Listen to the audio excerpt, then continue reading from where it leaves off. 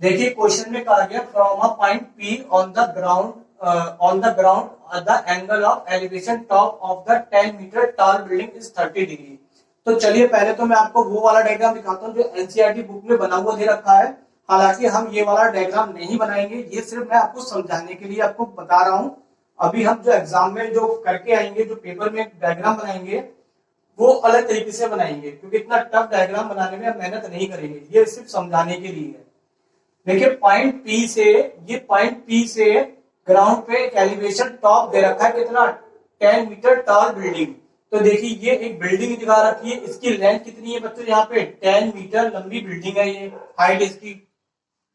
यहाँ पे कोई पी पॉइंट से इसको बिल्डिंग के टॉप को देखा जा रहा है कितने एंगल से, 30 डिग्री से। अब flag hosted at the top of the building, इसके बिल्डिंग पे एक झंडा लहरा रहा है। तो झंडा लहराने के लिए आपको एक झंडे के लिए क्या लगाना पड़ेगा, आपको फ्लैग स्टंप लगाना पड़ेगा। फ्लैग स्टंप क्या होता है, फ्लैग स्टंप उसे बोलते हैं जिसपे झंडा सॉरी फ्लैग स्टंप वो होता है जिसपे झंडे को लहराया जाता है, इसका मतलब एक डंडा समझ सकते हैं आप।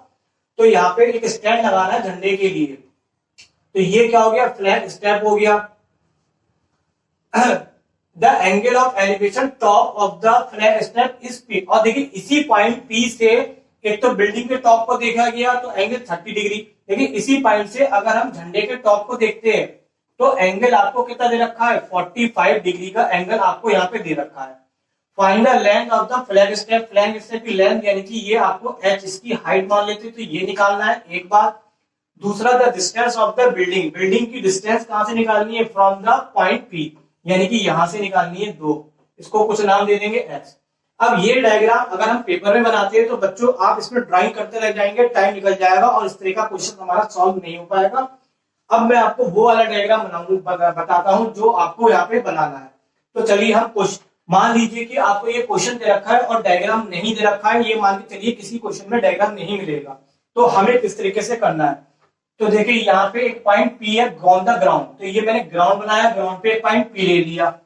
Angle of elevation top of the 10 metre tall building, अब यहाँ पे हमने बिल्डिंग बनाई जिसकी लेंथ कितनी है, 10 मीटर की है। इसके टॉप को यहां से देखा गया, कितने एंगल से देखा जा रहा है, 30 डिग्री के एंगल से इसको देखा जा रहा है। ठीक है बच्चों, बिल्कुल बहुत आसान सा है ये। और अब इस बिल्डिंग के ऊपर हमें झंडा लगाना है, तो झंडा लगाने के लिए हमें यहाँ पे पहले क्या लगाना पड़ेगा, एक फ्लैग स्टंप लगाना पड़ेगा। तो ये हमने फ्लैग स्टंप लगा दिया जिसपे हमें झंडा लगाना जरूरी, क्या झंडे को बनाए कोई जरूरत नहीं है, यहीं पे हमारा झंडा लग गया। और अब इस झंडे को यहां से पी पॉइंट से कितना एंगल पे देखा जा रहा है, 45 के डिग्री पे देखा जा रहा है, तो ये 45 का एंगल हो गया।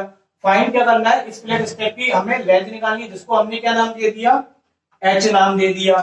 फिर क्या निकालना है, हमें डिस्टेंस निकालनी है इस बिल्डिंग की, ये बिल्डिंग है इसकी डिस्टेंस कहां निकालनी है, पी से निकालनी है जिसको हमने क्या नाम दे दिया, कोई x नाम दे दिया। तो फाइनली हमारे पास क्वेश्चन निकल के आ चुका है, डायग्राम भी बन गया, अब हमें करना कुछ नहीं है, बहुत आसान हो चुका है। और देखिए यहाँ पे अब आप कोई भी ट्रायंगल ले सकते हैं, तो 2 राइट एंगल ट्रायंगल बन रहे, एक तो हम ये वाला ट्रायंगल लेंगे एक बार में, और दूसरी बार में हम ये बड़ा वाला ट्रायंगल लेंगे। तो अब मैं आपको बताऊं, यहाँ पे कोई भी ट्रायंगल ले सकते हैं, तो मैं सजेस्ट करूंगा पहले आप ये छोटा वाला ट्रायंगल लेंगे तो ज्यादा सही रहेगा। तो इस ट्रायंगल में हमने पहले फॉर्मूला लगाया, ये हमारे पास क्या बेस है और ये परपेंडिकुलर और बेस में हमेशा फॉर्मूला किसका लगाते हैं बच्चों, यहाँ पे परपेंडिकुलर और बेस में फॉर्मूला हमेशा किसका लगाते हैं, हम tan का। अब tan के लिए कौन सा ट्रायंगल लिया, पहले तो हम ट्रायंगल का नाम लिखते हैं। तो ट्रायंगल हमने लिया PAB, ट्रायंगल का नाम आप किसी भी ऑर्डर में लिख दीजिए चलेगा, कोई फर्क नहीं पड़ता। अब tan का फॉर्मूला हमने लगाया, tan थीटा हम जानती है, परपेंडिकुलर अपॉन बेस, परपेंडिकुलर कितना हो गया आपके पास 10, बेस में कितना हो गया x, और एंगल कितना हो गया 30 डिग्री। ये सारी वैल्यू हमने यहाँ लगाई। tan 30 की वैल्यू आपको ये टेबल में याद करा दूंगा, इसी को बार बार दिखा के आप भी करने सर बड़ा बोरिंग करते हैं, लेकिन ये बच्चों आपके बहुत काम की चीज है, इसलिए बोरिंग नहीं है, इसलिए मैंने यहाँ पे बना के रखी है। tan 30 की वैल्यू लगाते हैं, tan 30 की वैल्यू हो गई कितनी, 1/√3, क्रॉस मल्टीप्लाई करेंगे तो x की वैल्यू आ गई कितनी, tan√3। अब आप एक बात नोटिस करिए कि आपको यहाँ पे देखिए √3 की वैल्यू दे रखी है, तो हम हाथ के √3 की वैल्यू लगा देते हैं। 10 से जब मल्टीप्लाई करते हैं तो एक डेसिमल क्या होता है आगे शिफ्ट हो जाता है, तो इसका आंसर कितना आ जाएगा 17.32 मीटर। तो हमारे पास एक तो ये x की वैल्यू आ गई। अब यहां से हम कौन सा ट्रायंगल लेंगे? अब हम ट्रायंगल लेंगे दूसरा वाला, क्योंकि अभी हमें एच निकालना है। अब हम ट्रायंगल ये लेंगे पी ए सी लिखिए, पी सी ए लिखिए, ए सी पी लिखिए, कोई मैटर नहीं करता, कैसे भी आप लिख सकते हैं, बट ट्रायंगल का नाम जरूर मेंशन करना है कि कौन सा ट्रायंगल है। जैसे यहाँ पे मैंने लिखा है पी ए सी। अब इसमें भी एंगल कितना है? 45 परपेंडिकुलर हो गया आपका, ये एच प्लस कितना हो जाएगा? 10 हो जाएगा, और बेस कितना हो जाएगा? एक्स। तो हमने यहाँ पे मैंने फॉर्मूला लिखा हुआ ही है, 10 का हम जानते ही है, तो इसी फॉर्मूले को मैंने डायरेक्ट अप्लाई किया। एंगल कितना हो गया आपका? 45 परपेंडिकुलर आपका ये पूरा आ रहा है, कितना आ रहा है? एच। एच ऊपर से और 10 नीचे से, तो कितना हो गया? एच प्लस 10, और बेस कितना हो गया आपका? एक्स।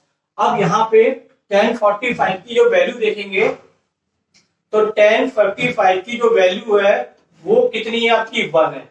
तो यहाँ पे हमने 1 लगा दिया, और 1 लगाने के बाद इससे क्रॉस मल्टीप्लाई करी। क्रॉस मल्टीप्लाई करने के बाद 10 को उधर ले जाके माइनस कर देंगे। माइनस करने के बाद आपका बचता है 7.32 मीटर। और यही दोनों आपके क्या हो गए? आंसर आ गए। क्या पूछा गया था आपसे? फ्लैग की हाइट पूछी गई थी, तो वो आपकी ये आ गई, और डिस्टेंस पूछी गई थी बिल्डिंग की पॉइंट पी से, तो वो आ गई आपकी एच। और यहाँ पे ये दोनों आंसर आ जाते हैं, क्वेश्चन यहाँ पे भी आपका हो जाता है कंप्लीट।